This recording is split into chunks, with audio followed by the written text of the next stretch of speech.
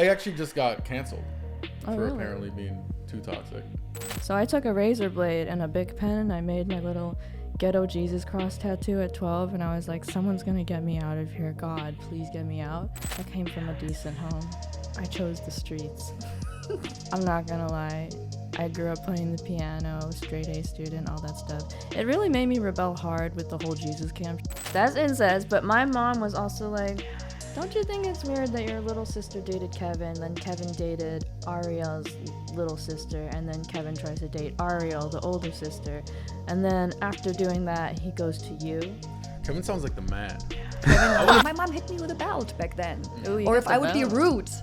But she did wet my first too. She says today she never did that. Shout out to mom. My mom is 82. All these people are buying bottled water like sheep. It's the worst water ever. Tap. It is. So the only thing worse than tap water is purified water. You can't be borrowing like my nail file and be in the bathroom forever and cry because I said I don't like the color of your hat. And You just piecing cannot. down and all those things. When you open like the Cheesecake Factory menu, you're like, it's so much.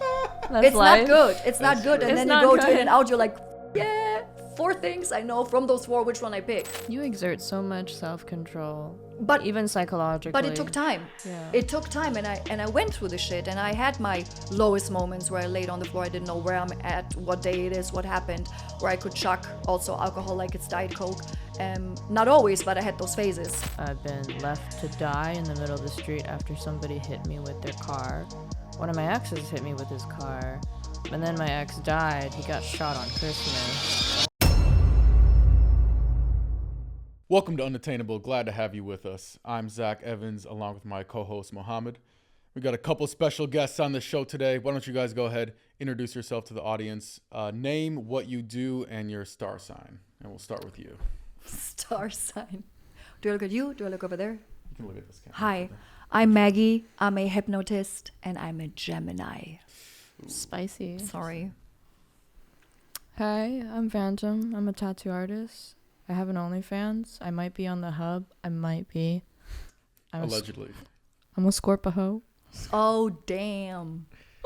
I believe those are the 2 most toxic signs. Oh my Usually god. go Gemini and Scorpio High five, second high place. five. We're horrible Toxic people. means fun. Yeah. Supposedly. Yeah. I used to be very toxic back in my villain era, to be fair. But didn't you I actually just got canceled Oh, for really? apparently being too toxic. But aren't you Pisces? I'm Pisces, You're yeah. supposed to be loving and kind and emotional and like so safe to date. Yeah, of Are course they I am. really? But I don't know why everybody thinks I'm toxic and blocks me and everything. Got It's it, like got it. I got posted on one of these, it's like, someone sends, I wake up this morning, I have like 3 people sending me this screenshot, and it's like, don't date these men in LA. Oh. And then it just has my picture on there with a red flag. It says Pisces. No. As if, it literally says Pisces, as if that's the reason. So that I have some Pisces girlfriends and Pisces guy friends, and like the Pisces girlfriends are all like, he's so beautiful, I love the way his voice, I lovey-dovey, and when that wears off, they're just villain era hoe. Pisces dudes are like, I'm always in my dreams, and last night I had a dream about her, and like, yeah, Pisces are like almost like an unintentional Scorpio hoe. But the Scorpio is an intentional Scorpio hoe. You're just an unintentional hoe. But you know, this It's not served my you. fault. This It's served It's not. you. It's not. It's just how your brain works. You're just like, la la la la. Ah. It's a condition that can't be fixed, you know? I want to be monogamous and a good Christian virgin boy, but it's just my DNA prevents But me. now you're Charles very Darwin. desirable because now you're forbidden. You're the red flag. So women's brain go, oh, not good. I want it. Well, you know, This I served agree with you. This is ironic. When I was growing up, I was like a very religious family, and I was like the polite, nice guy, simp. Oh, I'll do anything for you. Girls always say they want that. I got no girls. I got friend zoned. I got no, introduce me to your friend. He's the hot one, blah, blah, blah. And then I was like, fuck that. And then turned to more my toxic era. And all of a sudden, magically, girls like, I have a connection with you. And I'm like, No, all they right. don't. They just have a connection with the dick like it's a USB plug. Don't play yourself. Don't do that. No, we all know. We can lie to ourselves. It's cool. Okay. I heard Bible study is lit though. Veggie Tales? I mean, Jesus died for our sins. I'm Gotta make it worth it. Prefer a Bible club to Bible study. Yeah, we going to the club tonight. You know what I'm saying? Did anyone go to Jesus camp? No. I did. Did you? They Bless your tricked. heart. They tricked me with the zip lining from ages like 5 to 12. I would spend like, you'd scribble on the walls once as like you get boarding school. For me, it was like my parents would plan this and they would go to Aruba, Bermuda behind my back. And then I would spend 3 months in Jesus camp in the woods in this itchy ass cabin with the mosquitoes. And then in the morning, you watch VeggieTales to get ready for Rockabilly's. I'm going to be forever haunted by the cheeseburger one. But like, by the time, like Jesus camp, the zip lining wears off. You keep dialing this phone, this rotary phone.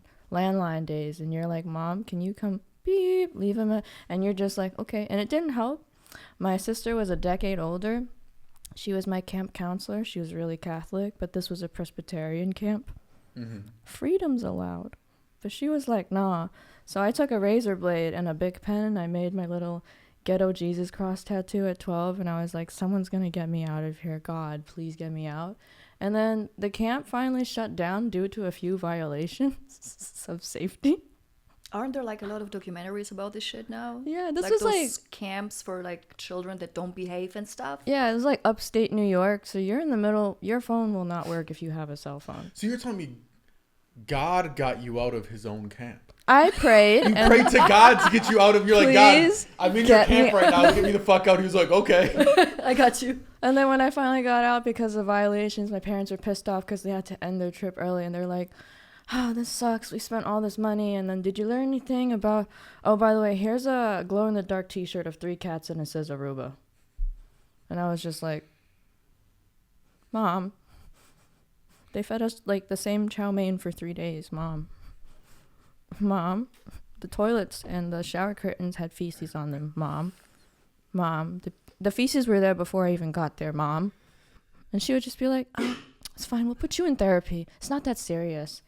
And that gets us why we don't get pregnant. Use a condom. It's important. Please. You guys are wild.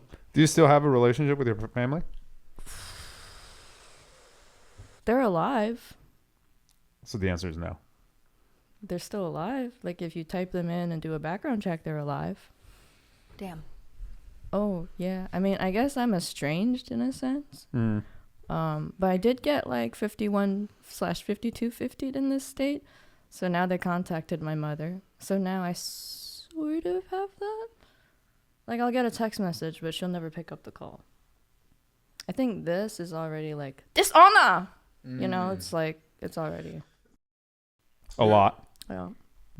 There's 2 ways you go if you have strict parents. You either become the rest of your life. You know those people that it's like they're still trying to be the good boy.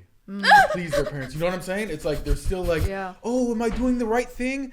It's like mommy will like me if I do this. It's like it feels like they're like brainwashed, right? Or you go like the complete opposite and you're like, fuck this shit. I'm moving the fuck out of here and like getting out of town.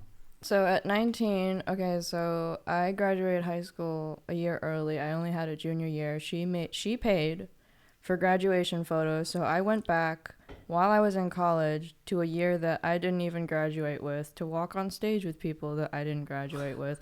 And then the principal was like, I'm sorry, but your mom paid for this, and she really called a lot. And I was like, just give me the blank piece of paper. And then my mom was like, sorry, I messed up because I had cancer. And I was like, please don't tell these random kids that are not in my class to re-trauma-ing. But then, it wasn't... She wasn't very happy about... At first, it was like, I think in 5th grade, they were like, she's kind of gifted in the arts music category. And then they were like, she should pursue a specialized high school.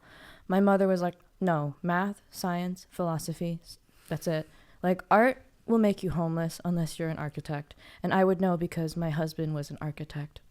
Without it, we'd all be homeless. And then my mom would say fucked up shit like, guitars get you pregnant.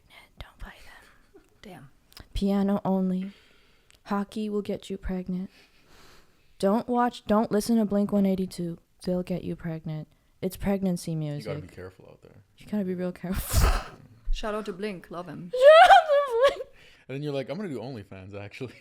I went further than that. When I was 19, 18 I was legal, so I had my first shitty apartment in Brooklyn, New York.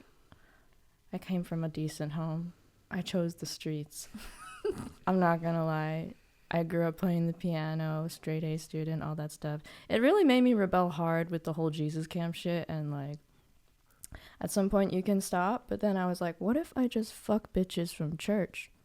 Ooh. Can I get away with it? And then I couldn't get away with it because his mother called my mother, and I was like, let me just not do this. And my mom thought, like, something's wrong with you, like, we gotta. And I was like, no private school, no this, no that. I'm graduating high school early, there's nothing you can fucking say, I'm gonna emancipate. And she's like, no, I still want this relationship with you. And I'm like, okay, cool. So she finishes up all her chemo and stuff. I'm in my first year in college for visual arts, and that was my year of working in a maid cafe. It was New York City's first maid cafe. What is that? You know, like bikini barista. Yeah. So is it the topless maid thing? They have it in like Tokyo a lot. Yeah, so we had that in New York, but we did have stricter regulations because the hiring process was like we had 17-year-olds wearing up to their knees. The skirt had to be up to their knees. If they were a little older, the skirt recedes. Damn. So like we would have like schoolgirl Saturdays and like Meow Meow Mondays. Wait, but what? It was a maid service, or what was it? It was no, it wasn't a strip club. It was actually like a cafe where you serve people like food that I personally would not eat. Oh, so it was kind of like a Hooters type of thing. Hooters, definitely. I So see. in Japan, it's super popular. You're gonna buy an overpriced dish, an overpriced cake that's the size of your fist. Mm-hmm. You will not get full from it. Most people just buy like hella things, and then they'll just you tip the girls to dance and like entertain you. In a very like Oni-chan, like it's like a cringe type of service. So like we needed diversity. It couldn't just be Asian girls. We need some Latinas. We need some thick girls. We need like some white girls. We need all these types of girls. And the owner, I'm not gonna say his name, but he was a much older gentleman. He could be my grandfather. Mm-hmm. Not that I'm thinking about it, but I was like, okay, let me help you. And I was sort of in this weird assistant manager position by 18, 19. And my older sister, who was like 3 years older than me, was working underneath me. So it felt really, really awkward as a dynamic. But then it got to a point where like the customers would come in. We called the cops a few times. Like you're playing Magic the Gathering and doing weird stuff under the table. And then like one of our waitresses was 17. So like this went from like, wow, exploding good news on like Metro New York and stuff, like headline pictures of us and cute, wholesome things. And then it just got really. Wait, you're saying guys would jerk off under the table? And then one of them shot cum in the bathroom and none of us cleaned it.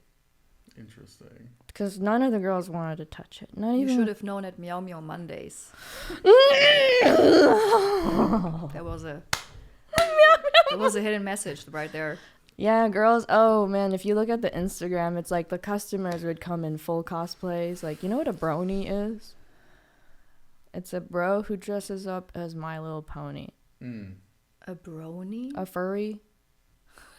The furry dudes. I know what a furry is. I've never seen a brony before. So in New York, it's like, it's not, I mean, it's kind of like LA. It's just everything can happen in the blink of an eye, and you're not prepared. Like the furry jerked off in the bathroom and left a jizz stain on the wall, and I just left it there. And you're like, bad dog. He would have liked it. And there were times where it's like they stay too in character, and you're like, please just remove the thing. Like, we're going to try to talk to you to leave. And then I just started being really rude to people, and my boss didn't like it, so I rage quit, and then everyone left. But like after that, the whole maid cafe thing, it did bring a lot of creepy people to the tattoo shop I was working at the same time. So I was like, I can't take this anymore. If I'm going to be sexualized, fetishized, objectified, calling the cops all the time, I'm going to do porn. So I moved to Los Angeles at 19. And then I stayed there for a few years, came back, stayed left. And now I'm back. But now I'm not doing contract porn, just like OnlyFans. OnlyFans is interesting because before OnlyFans, you had porn where there would be... It's like the only industry where the girl on both ends gets used, right? There's like the person who owns the company, right? And they're like, oh yeah, we will give you like $200 to do this crazy scene, right? And then there's the customer who's also a guy who's like getting his rocks off, right? And that happened for years. And then OnlyFans comes in and just shakes everything up. And then all of a sudden it's like, wait, I can make my own money? I know a girl, she makes $10,000 a month jumping on a trampoline, and she doesn't even get naked. She literally just went to Walmart. She bought one of those like mini trampolines, and she wears a different swimsuit every time, and she just jumps.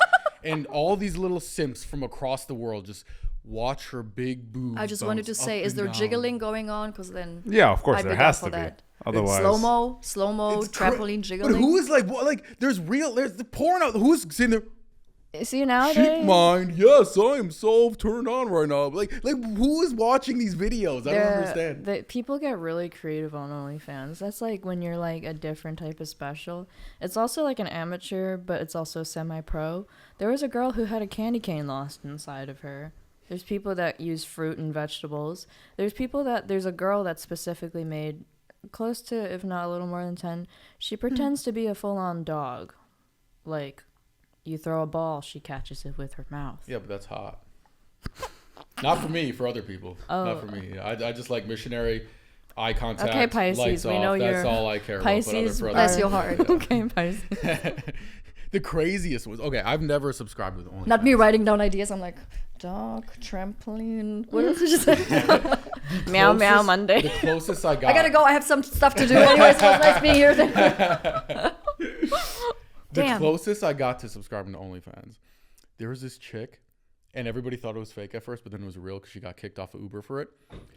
She would literally call Ubers, and she would just fuck the Uber driver. And record it. 5 stars. And record it. And I'm like, this is every Uber driver's dream. Every Uber driver's just hoping one day some hot chick's gonna come and be like, oh my God, you're so cute. Let me suck your dick. That's gotta be every Uber's driver dream. Like she was For like, sure. it was like Make-A-Wish Foundation coming true every single day. And they kicked her off for it. She probably had all 5-star reviews. You would definitely get banned for sure. I don't know why. But If I how was did- an Uber driver, 5-star, I would give her the tip. You wouldn't even have to give me a tip. I would give her a tip. Like I that'd have be a amazing. friend who did stuff like that. She's from New York. She lives here too. She has dual residency, but like I met her in New York. She was pretty wild. She was like really pretty. She's Asian. I'm not gonna name drop, but she would literally pick up guys off the street and like bang them for her videos. Like these are just random. And at some point, like mutual friends caught something.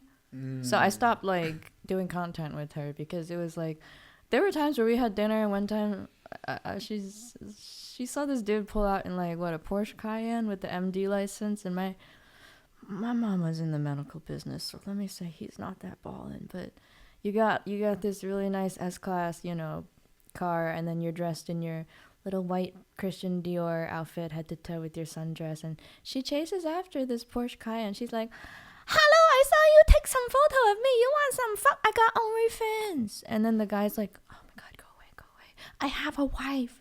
And then she's like, you take picture of my butt, not for free. Okay, I come inside the car. And then he like shoved her out of the garage. And then like the valet guy was like, okay, here's your car. And then she's like on the ground like, oh, I cannot believe some man. It work on most people. And I was like, dude's a doctor. He don't want to. It's not about catching feelings. It's about catching everything else. fascinating. Yeah, she's a big star now. Like, she's on Tushy and she's on, like, blah, blah, blah. But back in the day, she was, like, it was, like, 3 years ago. Super wild. Crazy. You Do you- probably know her. I won't drop the name. So you said something about your sister being 3 years older than you. Yeah. But then she also ended up working at the same place that you were working at. Yeah. And I'm assuming the reason why you were working at that place was because you wanted to support yourself and your family cut you off. Yeah. Oh, you guessed real good. Yeah. Okay. But then why was your sister working there? Oh, she needed money, and my dad was like, so she was in pharmacy school on this good girl behavior, minimal tattoos, like just a star and like a Hello Kitty type of thing, earrings all pierced but nothing on the face, and they were like, this is like the precious one, and like you're the horrible one, and like no matter how much money they spent on her learning the piano, she would always suck. But I was like, and I guess it was like she was a little older, they did love her more in a sense where it was like they coddled her. Mm-hmm. So like she needed money for her Honda Accord at first, then she starts dating all these rich fuckboys, nightclub type of fuckboy. Mm-hmm. And glassblower type of fuckboy. It just went from pharmacy school to downhill. And then the pharmaceuticals got really good, so I'm guessing it ruined her a bit. Now she's kind of getting better. She was in real estate. I don't know if she sold anything, but... Are you two the only children? No, I have a older sister who's an 86, a 93. Who's, I'm sorry, you said, 86, like born in 86. And 3 adopted, well, that we fostered them because their mom died, but I was like 5 at the time. My 86 sister wanted siblings, and we couldn't happen as fast as she wanted them to be. And my mom wanted to satisfy the firstborn daughter. Like, you want an older brother, you want them to be all your age, you want them to all like what you like, get along, play the games that, you know, whatever, Atari shit. And my mom did that because their mom got hit by a car. She was like a close family friend of ours, so she got hit by a train, actually. She had booby cancer. It migrated. She was getting wobbly and fell on the train tracks. And the train didn't hit her. It was the purse latch that caught on into the hook, and it decapitated her. So my mom adopted them, and they're my adopted brothers. But I just call them cousins. Sure. It's just, there's such a huge age gap. It's like you're... But she connects with them more, so that's my oldest sibling. I have a second sister, the one that came to California. Now she's in... I don't know if she's in rehab still, but that was the pharmacy student one. And my youngest brother is a 1998. He is a software dev engineer. Okay, so you're third out of the 4. Yeah. And what year are you? 95. Okay, and then... So I'm sorry, you said your brother does what? Software dev. And then your very first sister... She used to do, it was like analytics for Google, and like, first it started off as marketing and then analytics, and now she's retired and she just got pregnant. Okay, so what happened between the years of that you and your older sister, not the oldest, but the one that's the 2 in between? A lot. Like, I would hide her liquor bottles when I was 12. She would do the same for me. Less Jesus camp for her because automatically it's my fault, even though she showed me the first spot in New York where you could get underage tats with a fake ID. It was like a really good bestie bond up until, I guess, school messed her up bad. She was in school for a really long time too. Like in New York, she was struggling. I knew her friends. We all went to high school together. She started fucking one of my... I mean, I guess it's not ex because we shared him. Whoa. Wait, how old were you at this point? I was like 14 and I had a thing with Kevin, but Kevin had a thing with everyone. So you and your 17-year-old... Shout out to Kevin. So you and your 17-year-old sister were... Not at the same time. That's incest. But my mom was also like, don't you think it's weird that your little sister dated Kevin, then Kevin dated Ariel's little sister, and then Kevin tries to date Ariel, the older sister. And then after doing that, he goes to you. Kevin sounds like the man. I want to meet this Kevin guy. Kevin's He the sounds man. like the man. He was more like a football that the girls threw around when we got tired. See, girls. Yeah, say stuff like that. Kevin wouldn't have the same perspective. I'm I sure would Kevin assure was you. Sorry, okay Kevin, with if you're being watching. thrown around like the football. I think his sexual appetite was not Kevin too was upset okay, about yeah. that. Yeah, I think it'll survive. Yeah, but she really fell in love with Kevin at one point. Like, they were serious for a year, and I was like... The second sister, the second daughter. The second daughter. And then after she realized Kevin was trash, because we all said, we've had a taste of trash. How many licks does it take to get to the center of trash? Not that many. So here's what I don't understand though. So girls always say, you always hear girls, yeah, this guy's trash, this guy's horrible, we hate this guy. And I'm like, these are the guys that are getting all of the girls. Like all of the girls, do you guys like the trash? Like, is it like he's trash, but I like it? Like, what about pussy trash? Pussy can be trash, and then they'll still be like, oh, she's such a toxic bitch, but I can't stop coming back. Yeah, but that's more just like if she's hot, to be honest. He wasn't. Yeah, he was okay, but his looks deteriorated when like she had him. Yeah. Like it just went Kevin. downhill. Kevin. My man. Okay, I mean, I want to unwrap your whole life story because it seems very interesting. So I'll try to. We rekindled after I moved to LA, and then she was in LA for school, but she lived in Redondo Beach. She drove all the way up here to go to the porn house, and she noticed that the porn house owner was like old. Well, she wanted to go. Your sister wanted to go to a porn house. No, I was living in the porn house. You were living in a porn house. I was. Right. At 19. Okay. Yeah. And then your sister did what? Oh, she was worried about me because I didn't tell her the address. Okay. So I was like, we got to make the house. We have like an emotional service animal. It's a golden retriever. We had cats at the house. It was like, there's a nurse available. But there was a candy bowl filled with Molly every day. So it's not like I could answer your text properly. Where was that house? Just asking for a friend. Oh, a dog and Molly. I'm like, I think somebody great. bought the house and the Instagram handles, so I probably shouldn't say. Right. But I did sign non-legal binding documents. This account was formerly known as Ganja Girls, and it was called the Ganja Girls House. It was in LA.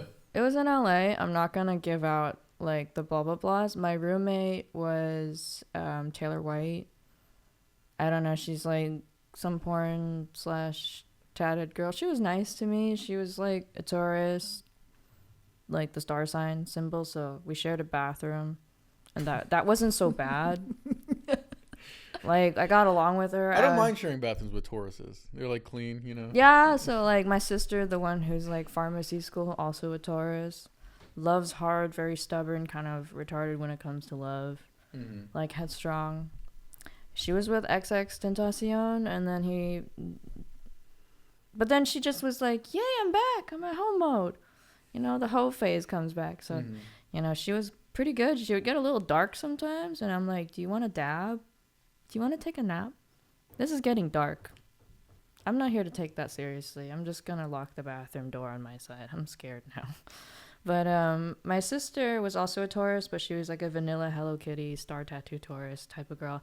She called the cops on my porn house manager, and we were going to go jet skiing on Molly because I was tripping on acid for like a good 8 hours, and I didn't text her back. So like I invited her inside, and I showed her my room and like the whole house, and she was like, oh, this is a safe environment. Take a cute video of me hitting this like 5-foot tall bong. And I accidentally hit send to all, which was mom in the thingy.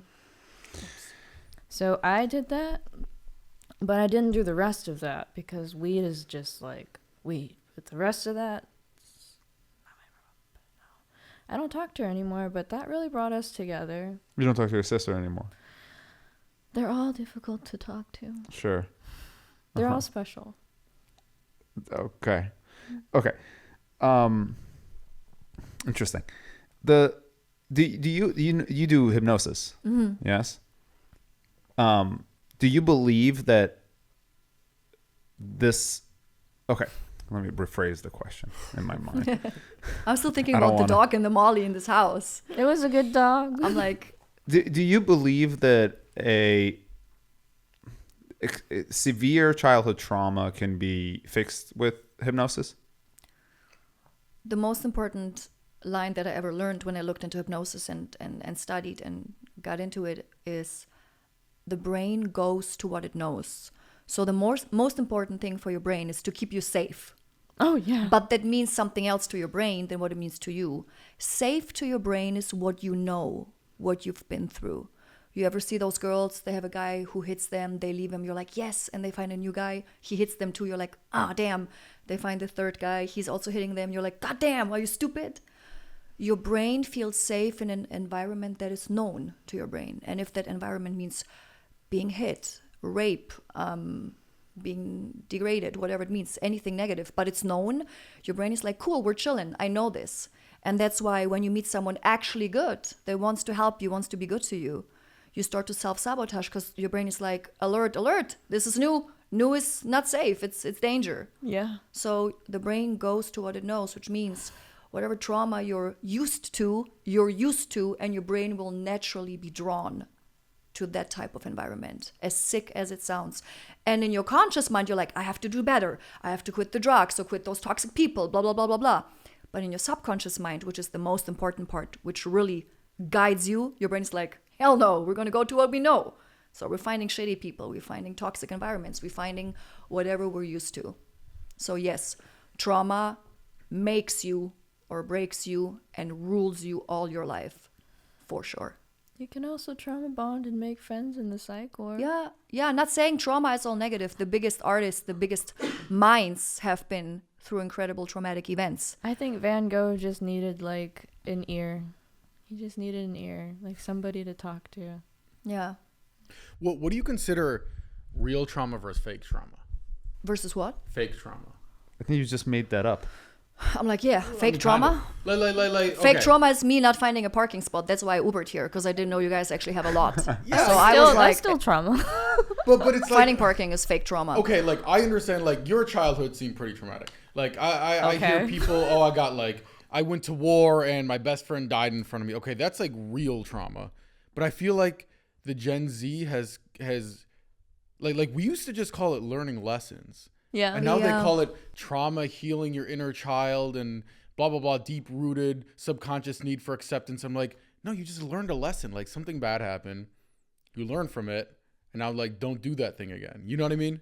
So like, where is like, do you believe that fake trauma is like real trauma? Or do you think it's like... Shout out to Einstein. Everything is relative. And everybody experiences things differently. So we went through a lot. Certain things happen to me. I'm like, oh, well. But my friend that has barely gone through something, she's like, this is a nightmare. And me that I've been through so much, I'm like, I mean, it's okay. I've had way worse. Yeah. If you haven't been through shit and your grandma dies, your brain relives a trauma in the same level as someone that had their friend die in their arms. If that's the worst that has happened to you, you process it as terrifying as someone else that, in our opinion, actually goes through shit. Yeah. You know? So it's relative. And to people that have been through a lot, you're like, dude, come on. I mean, rest in peace, grandma. It's sad, but like, she was 90. It's okay. But to them, it's like, if this is the worst that ever happened, it's like somebody stole my pony. You know? You're like, you don't understand because it's so, independent to each view and to each experience. So you kind of have to acknowledge them and have to respect their opinion, even if your mind, you're like, dude, this is nothing, like, relax, you're so whiny, you're so sensitive. Like, yeah, that's how I feel. 100%. My mom would slap me my mom hit me with a belt back then. Ooh, or if I would be rude, but she did wet my butt first too. She says today she never did that. Shout out to mom. My mom is 82. So now I can't even fight her anymore, because with 82 people are like, oh yeah, she totally doesn't remember. My mom's 1954, so it's like... Mine is 1942. So you have late parents too. Yeah, my mom was 45 when she got me. But I don't think I was mishandled as a child and it was domestic violence and abuse going on. I had a big mouth and my mom slapped me, period. Today's kids, you're attacking me as a human being, my personality. Oh yeah, it's just a different point of view. But I guess to us it's like, bro. But if you look at it from a adult point of view and a loving and kind person's point of view, again, it's relevant to each person. And if this is the worst that ever happened to them, this is the worst. While to us, we're like, dude, I wish my mom would slap me in the face compared to what my life is now. Yes. I wish, Spanking your kids does wonders. And I became a very proper person. So I'm not supporting you hitting your kids. But when I have like supermarked anxiety, like supermarked agoraphobia. What does supermarked mean? What's it called? Like Ralph's, Air One, Whole Foods, supermarket. Supermarket, oh, yeah. Okay. I'm German, sorry. I hate it, right? And then it's like $9 to get it delivered. I'm like, heck yeah, I'm in. $9 to not go there. Wait, so you're scared to go to like I hate Ralph's? it. No, I just hate it. Oh, okay. It drives me insane. The bags, the people, everything. So I always get delivery. But once in a while I have to go, either with a friend or whatever. So my girlfriend, let's go to Air One for this stupid shit. So I go with her. Just and I see see smoothie or whatever. Yeah, she got like $17 avocados and the fuck? $25 kombucha and all that crap, while I'm over here ordering Ralph's like $5 Diet Dr. Pepper, whatever. And there are these people with these children, dude. Oh, their children control them. Dude, They're simps for their children. So No, not it's saying like the hitting your kids kids got was leashes right, for their- but if it is what it takes. I mean, me in the supermarket, yeah, mom, and maybe I was crying a bit. Can I have this? Mom said, no, sweets. I'll be like, but that's it. And then I would shut up. Yeah. These kids, they don't shut the I fuck was up. I was like, we have to leave. I can't take this. Or in restaurants. Again, I understand kids are little. They don't understand, society behavior. They maybe yell or scream sometimes. But like the extent to where this is going, that can't be right. And my generation, I mean, we have not been like that. Not to sound like everything was better back then, but we really, I mean, kids back then were like kids. Not always perfect, right? Kids. But not like these little satans now. These are the iPad generation. Shut up, here's an iPad. And then this whole iPad thing, I mean, I don't know. They know too much too soon, and they don't even know what to do with it, even if they did something. I agree. So we need more trauma for kids, I think. Yeah, like you're more horrible. bullying in the schools. That's what you more said, fake trauma. Back I think in they the- create trauma maybe because they don't really know what real trauma is. And Back in the day, bullying was done in person. exactly. and I not would this appreciate fucking it. Exactly. cyberbullying bullshit they do Sometimes when nowadays. people cyberbully me, I'll literally be like, here's my pin drop, come find me, I'm at work, and I'll be here till X amount of time. This is the cafe, come on, I'm doxing myself, Yeah, come that at might me. not be a good. You I might don't be do it taking all this the too time. far. Not so all much the more time. romantic to fight in Certain person. people. It's more romantic. Yeah, it's so romantic. Like so spit in my intimate. face, like push me, but not like spit in my fat. You're so ugly with your little fat fingers on your little keyboard. So lame. Man, they didn't only put me in a trash can, they put heavy shit on top of it. I really couldn't get out. I was like, with like 12 years old. And then I came out and it was the best day of my life because I made it out. I think this like- was life. Yeah. Because now it's like, oh, like my boyfriend broke up with me. It's like, okay, I was stuck in the trash can. Like, who cares? Like, it's fine. Like, Exactly. I'll find another guy. Like, but now all the parents, like, any little bad thing happens. Oh, little Gen Z, let's ride bird scooters and talk about your feelings and never do anything wrong. Like, it's like they like treat their kids like they're like with gloves all the time. It's like. They really But do. you know how they say your kids should be allowed to play in dirt and in the sand because it's good for the like immune system and stuff? It's not hyperallergenic, Jennifer. Exactly. It's the same with Yeah. words and with actions. You have to kind of go through shit to build those antibodies to I be like, agree. no, fuck you, and no, I will still do it. You call me fat, I'm going to lose weight. You call me broke, Yeah. I'm going to make money.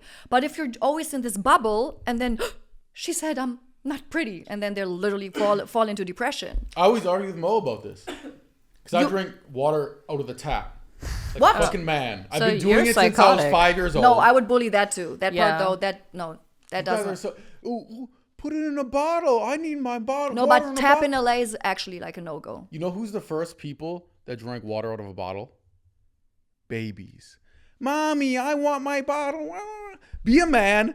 Put your water under the fucking sink. Turn on the faucet and drink the water. You're fine. Like, you're gonna be fine. But not in California. I though, that's never actually bad. got COVID. You know why? Because my antibodies are fucking. You know, I have a question think for you you. should stop that. If though. if you knew for a fact that tap water would shave off 20 years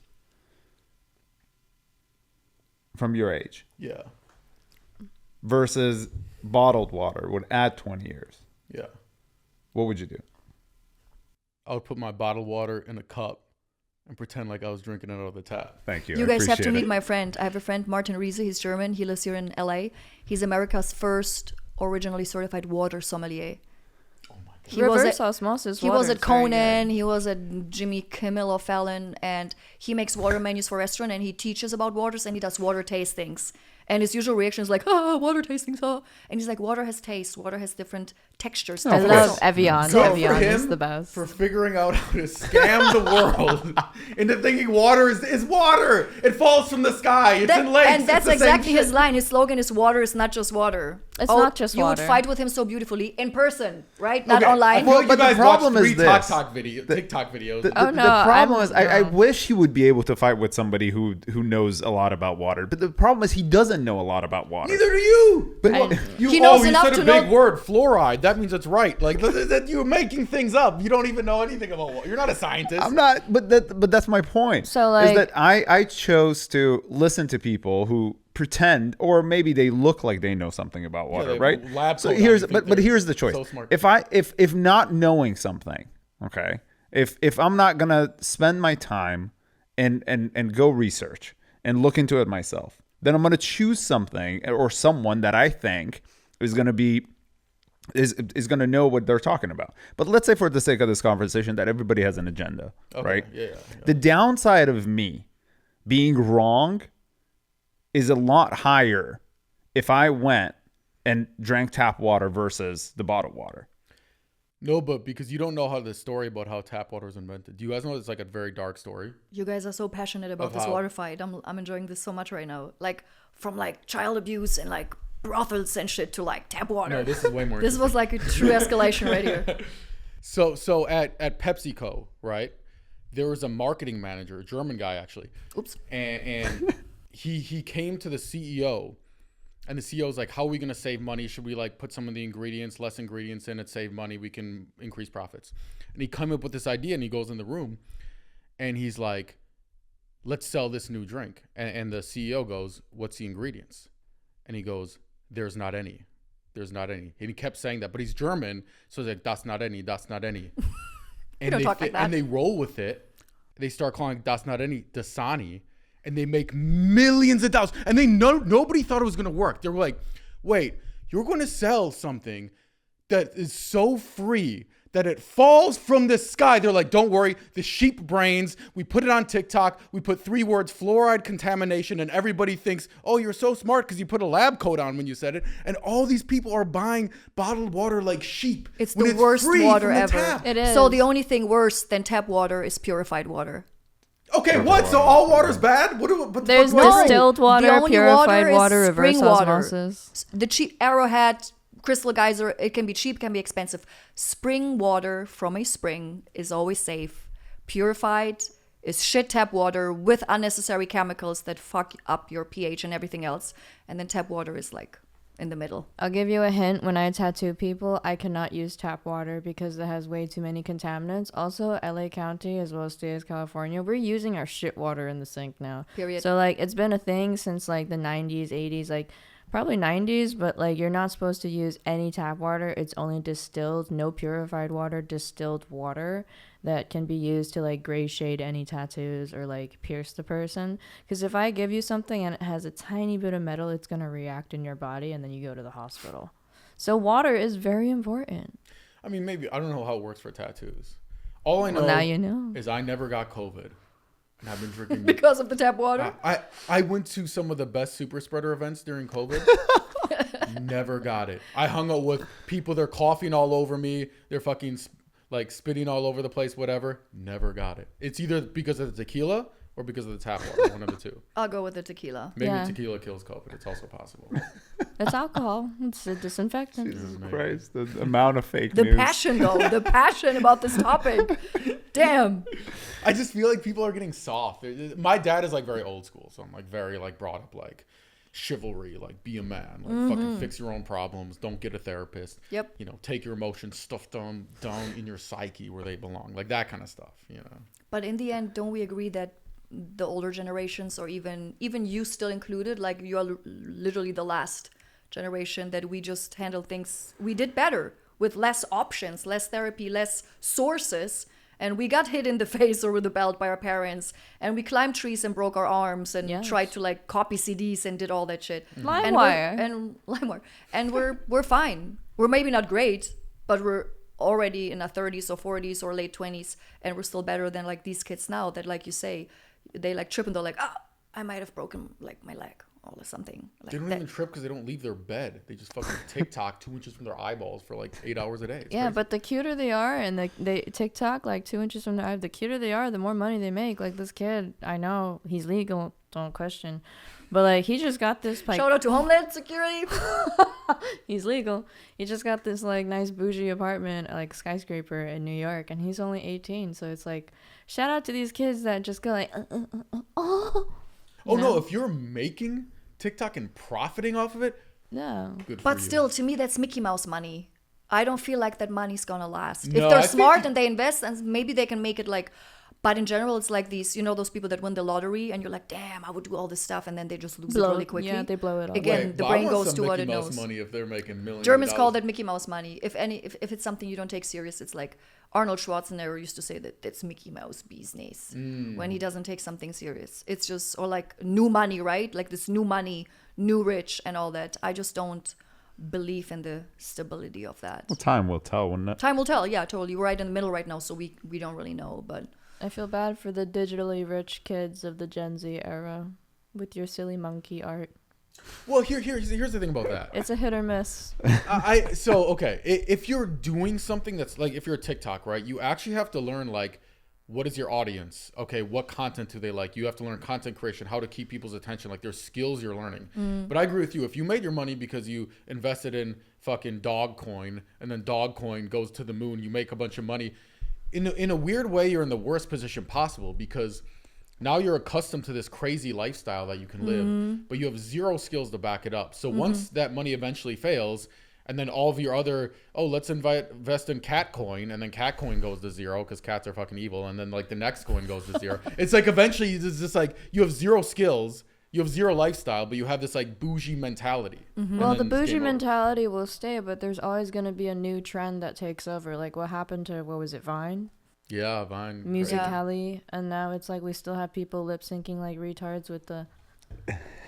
But that's the American dream. We have mentally retarded people making millions. There's this guy I heard about, Aiden Ross. He has like some kind of mental disability, and he makes millions of dollars. Oh, dude, he's Jesus. far richer than me. Just literally putting his phone up and like eating cereal in front of his phone, and all the little simps on his stream are like, "Oh my God, you're so amazing." That's the American dream. You know I cannot believe he's just like glorify mental. Not in a mental bad illness. way. Aiden I'm getting a Ross. I compliment. think He's richer everyone's than I am. already glorifying mental illness. Shout out mental illness. It's like Love on the Spectrum, this show where like people with autism or Down syndrome try to date. It's on Yeah. Netflix. I watched both seasons. I was like, It's I was actually so kind friends of with wholesome. that. and then I check Instagram and I'm like, bruh. So these guys have like now all these followers with their like funny quirks and stuff, and I'm like, on one hand, it's great to kind of bring them closer to people that don't understand autism or any kind of like mental disability. On the other hand, I'm like, a person with a really heavy mental disability to have 500,000 people follow or listen to what they say. I'm like, it's very difficult. Their caretaker probably takes care of it if they are hard on the spectrum. If it's mild, high functioning, Probably. they're pretty okay. I want to make money eating cereals. I love cereal.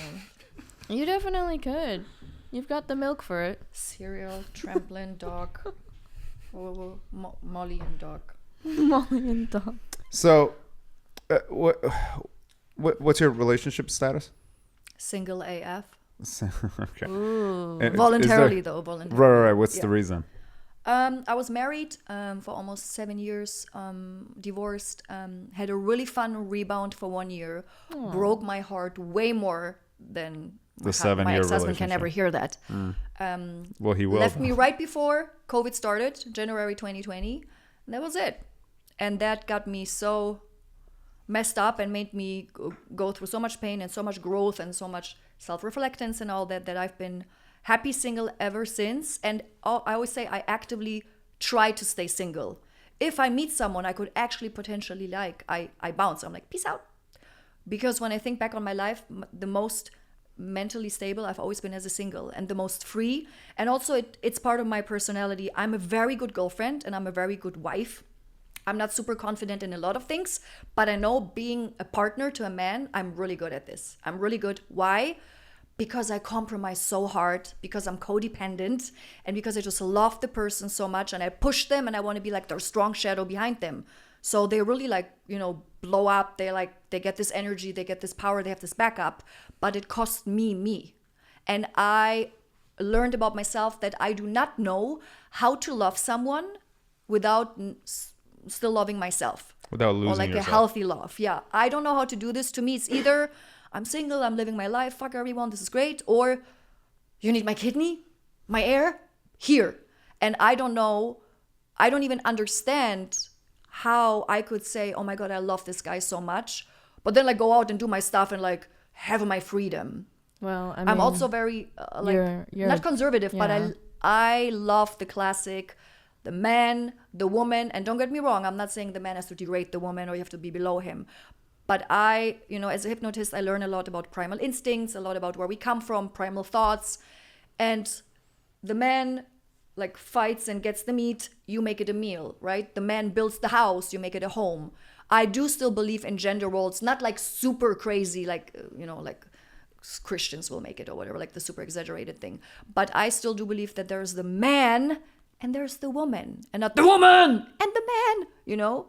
It's just, if you're gay, that's one thing. If you're a cute, feminine, gay guy, live your life, be yourself. But if you're a man, you identify as a hetero.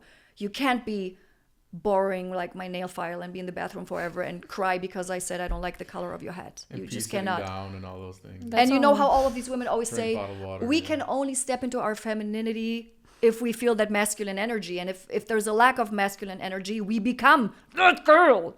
And I don't want to be that girl. So when I'm single, I'm just myself, whatever that is. And if I'm with a man and he's not really a full-on man, I'm kind of this masculine girl that still tries to be feminine. And it makes me I just break from the inside like a mirror. I just break. So I learned for myself that I'm just better off alone, which doesn't mean I don't have fun. Shout out to all the hot people in LA.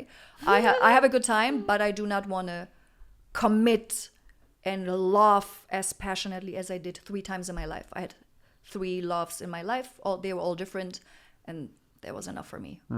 So should women? I'm assuming I know the answer to the question based on what you just said, but I'll let you answer. Should women pay on the first day? That depends. I'm not so much into that thing that the man has to pay and open the door and all that. It depends on both people. I feel like if a man kind of sends the gentleman vibe, I will enjoy it, and I will also maybe expect him to pay. If a man sets up that friendly, it's like a cute date, we don't know yet, it's friendly, and he maybe expects for me to, split, I also won't mind. Like, it starts off with how the energy is. Like, I don't know until I meet someone. It's not that I expect, because every person is different. There's a man where I'm like 100% sure he's going to invite me and he's going to do all these things, and then I meet someone else and I'm like, oh, he's not going to do that, and then I'm usually right, and I don't mind. It's more to me when I talk about being more like conservative and going back to like the classic roles. It's like at home. It's also like out in public, how a man carries himself, how a man speaks to a woman, what's important. And I just feel like women are so confused. Like right now, we don't really know we're independent and strong, but also we want to be a good girlfriend and have a like strong man. But then if the man is too strong, he's like bringing us down, and everybody is so confused. And this is another thing that I feel like used to be much better in the older days. There were no questions. It was the way it was, and everybody was kind of cool with it. Again, not in the sense of degrading and the man is here and the woman is here, but it was just so natural. The man went to work, the woman made a pretty house, she made little dinner parties, she had the children or whatever. Back then when you could have a 9-to-5 and have a house and a car, rest in peace those times. And now it's just, I think like everyone's so confused. Like, what does freedom mean? What does freedom of speech mean? Freedom of personality and identity. Who am I? What am I? It's just so, I feel like it's when you open like the Cheesecake Factory menu, you're like, fuck, it's so much. It's life. not good. It's not good. And It's then you not go good. to In-N-Out, you're like, fuck yeah, 4 things. I know from those 4 which one I pick. So that's how I feel. We have so many options whom to be. But I feel like all this freedom is not always fun. Because you're like, I don't know what to take. And I feel like that's where we're at right now. So even though you believe in gender roles, you still do think that women could potentially pay on the first date. Yeah, I did pay a few times, and I like kind of secretly gave the card to a waiter because I wanted to be like super cool and be like, I got this. Just because I felt like it. So it doesn't take away the man's masculinity in your eyes. The reaction and how he's going to handle it will, Or just in general, if you're like a man, you'll be a man no matter what I do. I can pay the bill and you can be like, thanks, you really didn't need to. And I'll be like, ooh, I need new panties. Or you can be like, I was actually really going to pay, but like, thanks for that. And I'm like, if you're a man, you're a man. It doesn't matter really what I do because I don't change your identity. I can maybe fuck with it, and maybe I do it on purpose to play with you, to see how you take things, So what you do, to me, people say, actions speak louder than words. But to me, what's even louder than actions is just this behavior, this energy, this how you carry yourself. Because words are somewhere, blah, blah, blah. Actions kind of show a few things. But above all that, to me, it's just this, call it vibes, call it charisma, call it whatever. There's a dude and you're like, yeah.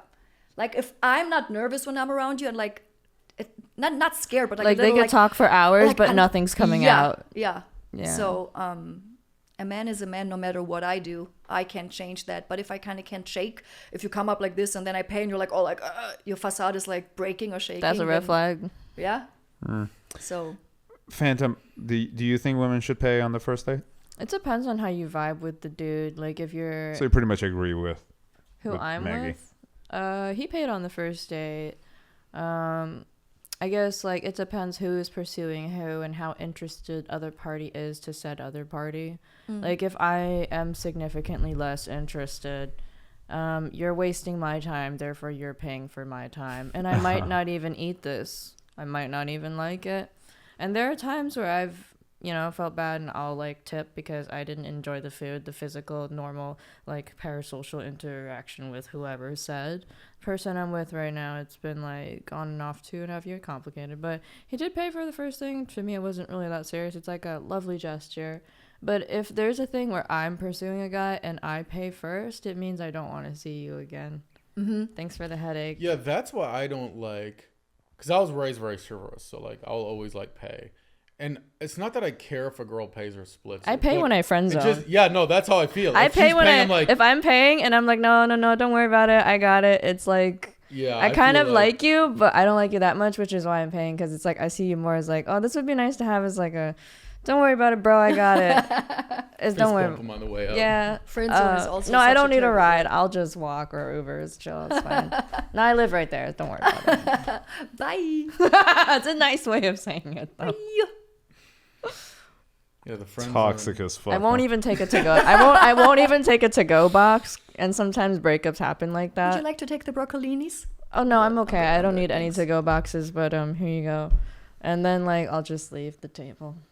But it's like how else? I mean, yeah. When they have those nice boots where they're like the really cheap ones, when they're really slippery, you can just like slide out. It's like it helps to be like, anyways, just like. No, how about I just put out. on like a whole bucket of Astroglide? Yeah, whatever works. So fun. Gemini, Scorpio, got it. It all makes sense. It's all adding up. Anyways, where are we going to eat? That's funny. You guys have been great. It's damn. I have. Okay. I don't want to make anybody uncomfortable. So like, just say whatever you want. But we'll start with you because I think hers is a lot more. Well, we'll see. Wow. Whoa. Okay. And he proceeded to make both of the girls uncomfortable. That's really what the plan is. Yeah. Okay. Do you want to say anything about your most severe trauma growing up? There's so much. I figured, so but little time. Yeah. When I was 6, my dad passed away, and he was the love of my mom's life, and she's been alone ever since. So now on March 31st, it was 30 years that he passed away, and she never stopped being a widow, like an active widow.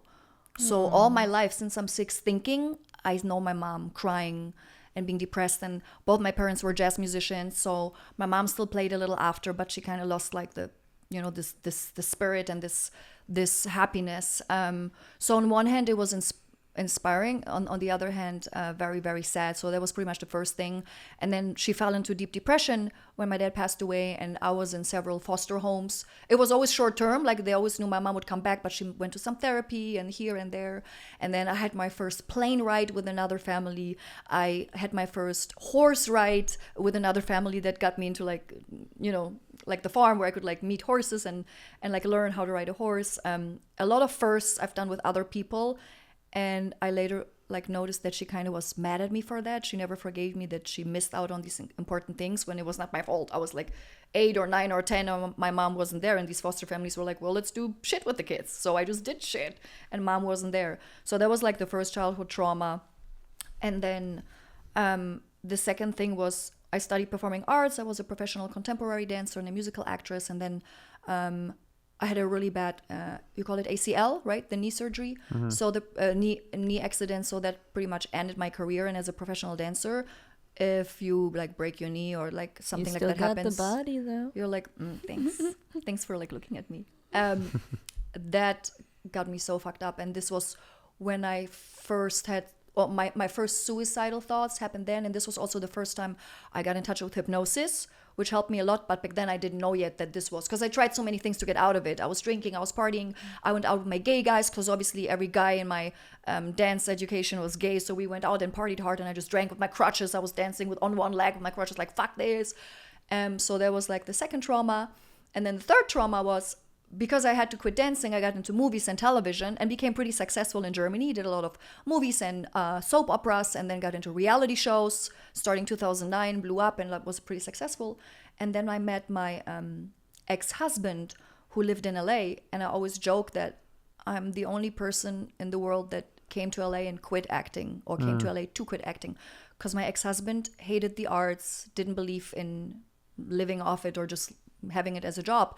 Although I must say, I lived off this. I was never waitressing on the side. I was successful with stage work in television or on stage or in the theater. And he owned food trucks, German food trucks with like German food, like bratwurst and sausages and sauerkraut and all this like typical German Bavarian stuff that Americans think we eat in Germany, which we don't. We eat like normal food. But so I went from being successful on stage, which I fought so hard for because I left dancing, right? And fought again to make a career like in television without dancing, and more like being an all-rounder and a singer and an actress. And then I started to serve fries and sausages from a food truck for years to support my husband, where it comes back into play what I said earlier. I loved him. I wanted to support him. I believed in his vision. I wanted to be that wife, the proud wife that does anything for her husband, that guides and leads her. And I don't regret it, or it's not his fault, because he can control my behavior. But this is what I learned about myself, that I don't know how to be good to someone without being shitty to myself. And then when I finally left, I got, I became free, and this marriage was over. I was like, now I'm going to do what I want.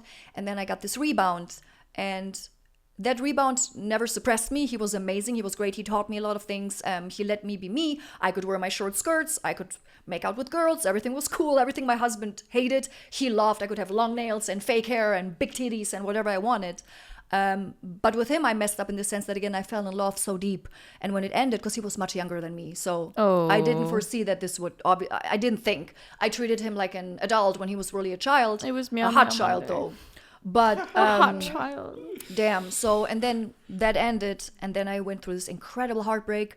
And I think it was so hard because maybe it was all of the heartbreaks I always suppressed in one. Maybe everything just came out. My marriage, my relationship before that. And that got me so messed up. And I really took COVID and all those. I was completely lonely. My boyfriend left me. My mom was in another country far away. I couldn't see her. She was back then already like 79 or 80. So I'm scared something happens to her. I can't see her. My boyfriend, who I was so in love with, left me. There was freaking COVID, all these crazy people. And I really took that time, and I really healed. And I didn't take the short route, rebounds or doing stuff to like numb the pain. I went through it, and I ate shit. I ate shit for 2 or 3 years.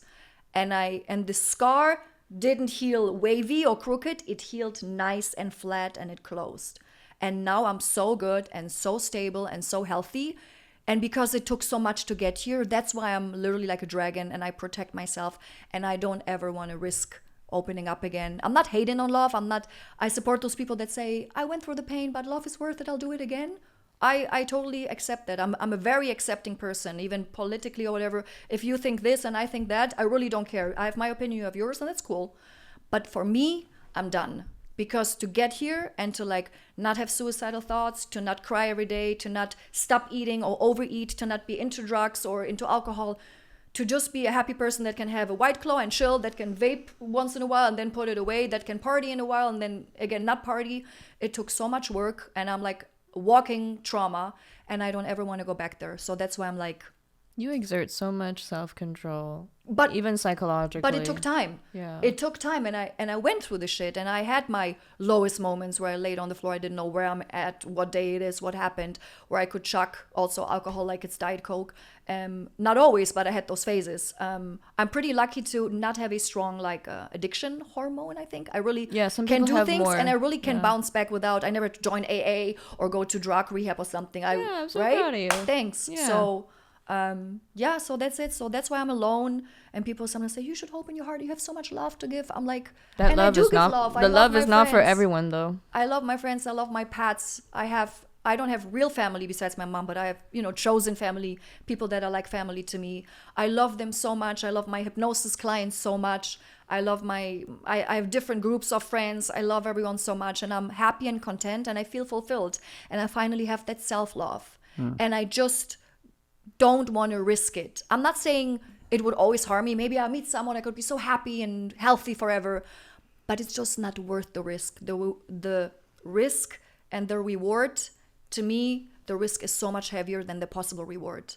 And I really don't mind missing out on another love of my life and beautiful sunsets together. I can have great sex without being committed to someone. I can travel. I have so many hot girlfriends. I can go to kinky rabbit parties. I can dress nicely. I can dress seriously. I have my serious therapist life. I have my fun, crazy nightlife. I'm very open-minded. But I just don't want to do this whole, here's my heart. Because again, I never learned how to control it, and I doubt I can. Because personality is one thing, but identity is another thing. And I don't think it's part of my personality that I could fix with therapy. I think it's just who I am. You love so intensely. I love so intensely. And you know the saying, it's a blessing and a curse to feel everything so very deeply. Gemini, Scorpio. But Gemini, you got the on-off switch. And then it takes a lot for you to go like, should I press the off button? But if you do it, press the off button. If you do it, it's like, this lamp is going to stay off. We're not turning it on again. Is that how your mom treated your dad? With the love, yeah. I mean, she's 82, so that means when he passed, she was 52. She even now with 80, if I show you guys a picture, you'll say there's no way this woman is 80. She dances, she has long blonde hair, red manicure, red lipstick, she's dancing, she's tiny, she's like fit, she walks. When she plays the piano, she's literally 20 years old. She forgets, like, age means nothing when she's at the piano. And maybe it's from my mom, because we do model our parents, even if we don't want to. Even if it's the bad stuff, we model good stuff, we model bad stuff. Oh, God. And maybe I kind of have that from her. And then, I just want to be healthy, and I want to serve other people. Also have a responsibility with the job I took on now, with helping people with trauma and stuff.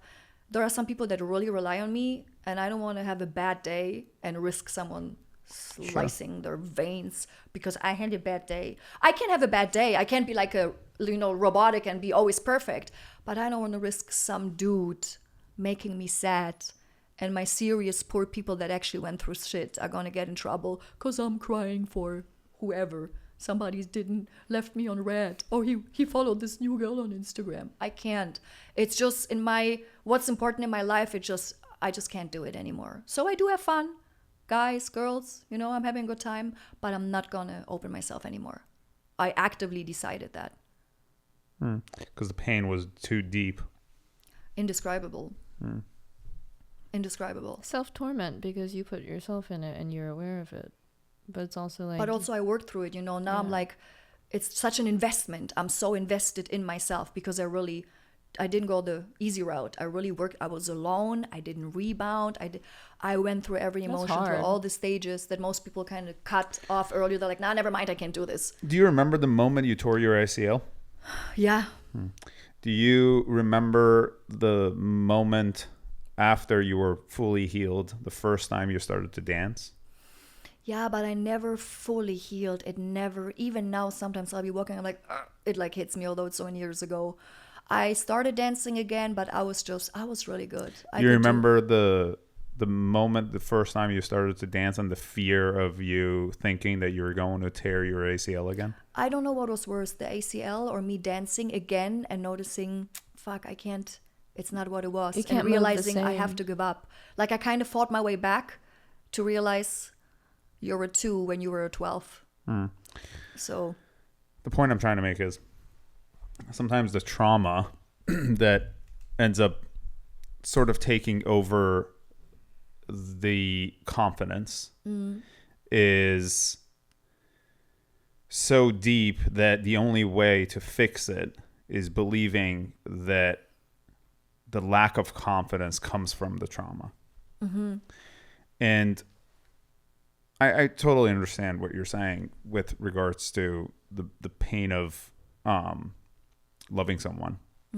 But and I wish we had more time for this, because I think it's very interesting, the depth of pain that you've allowed yourself to go through, and how you've tried to fix it, and yet even though you do claim that you're fully healed, I would argue that the fact that people you're would say I'm not because I don't open myself. right. Yeah. And that's because of the pain, you know. But I truly, if I would meet a fairy and she could snap and she says you can open yourself up again and it will be good, I wouldn't choose it.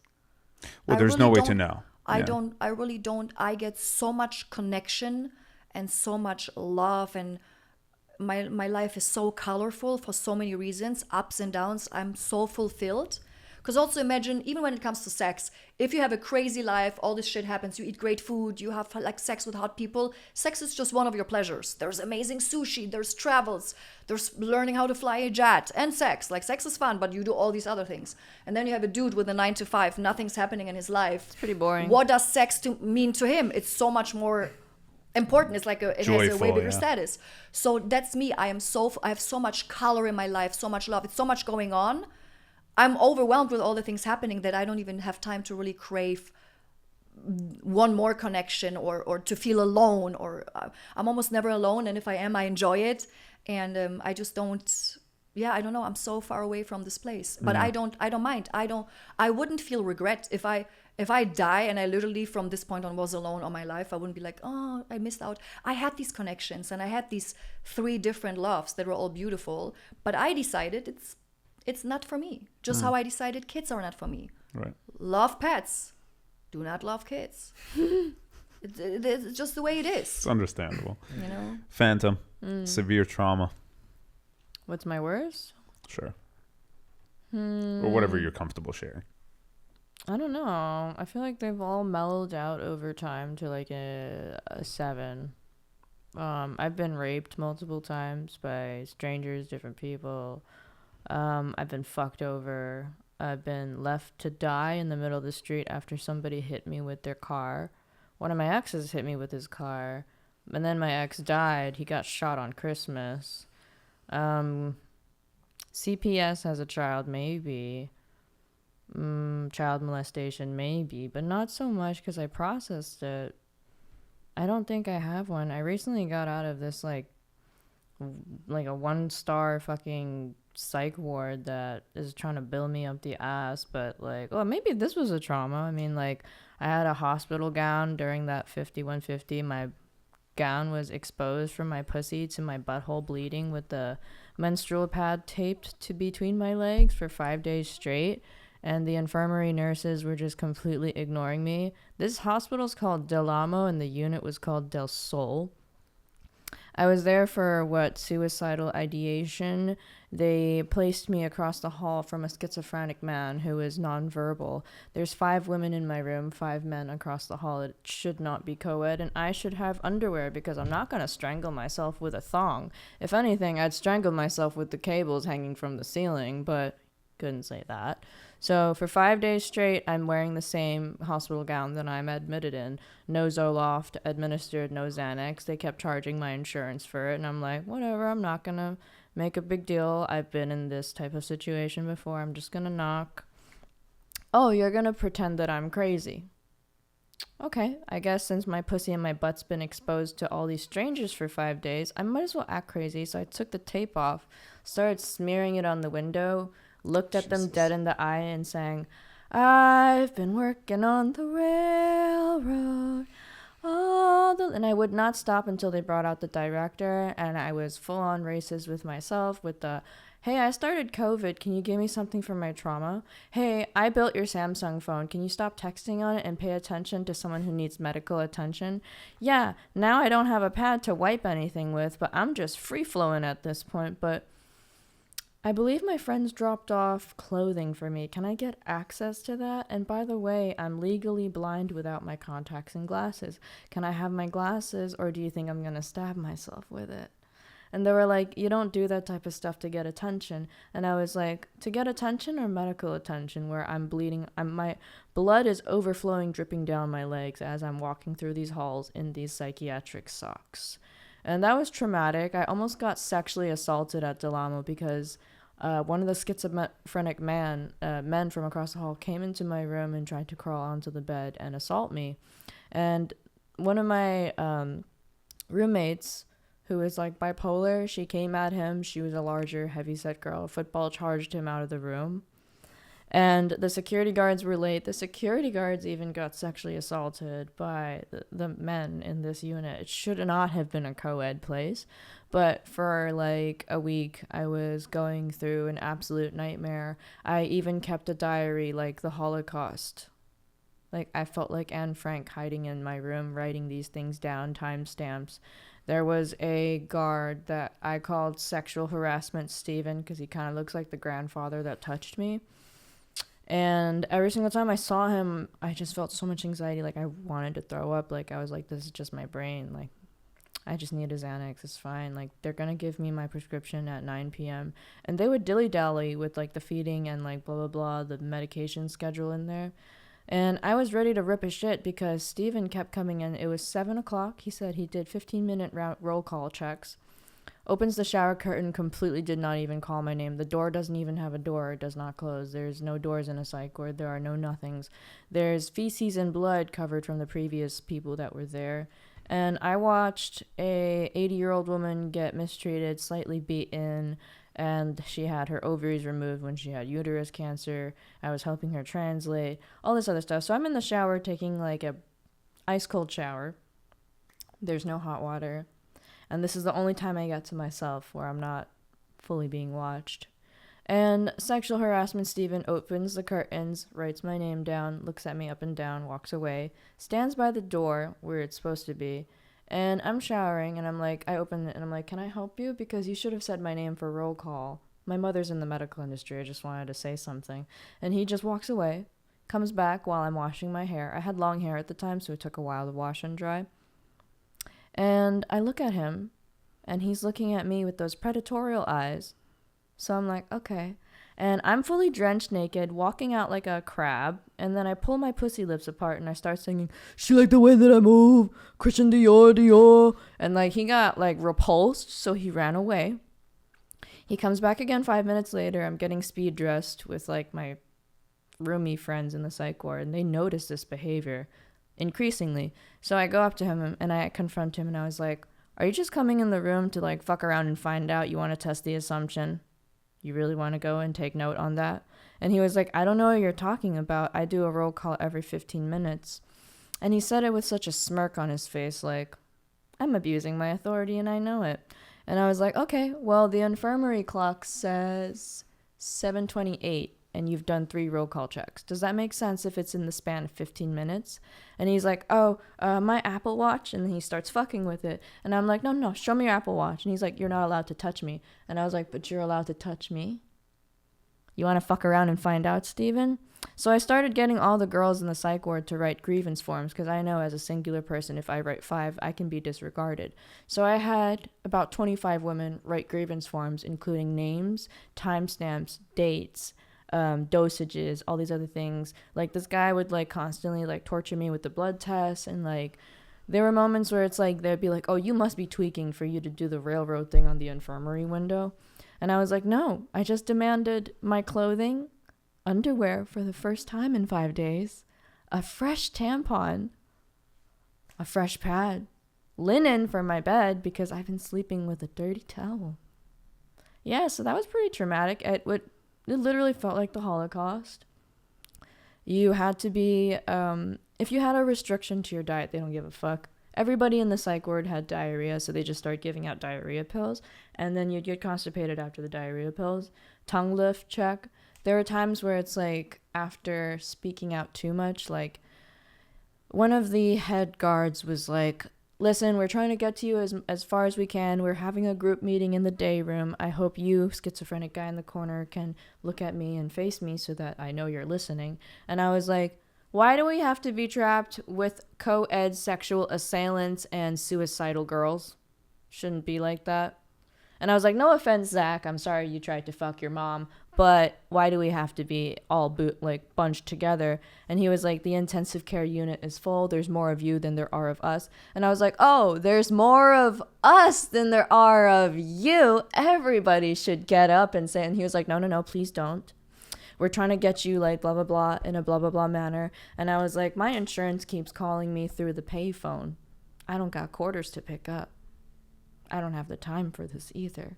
But where's the coordinator? Shouldn't there be a coordinator? And he was like, please stop, like, blah, blah, blah. He ended the meeting early.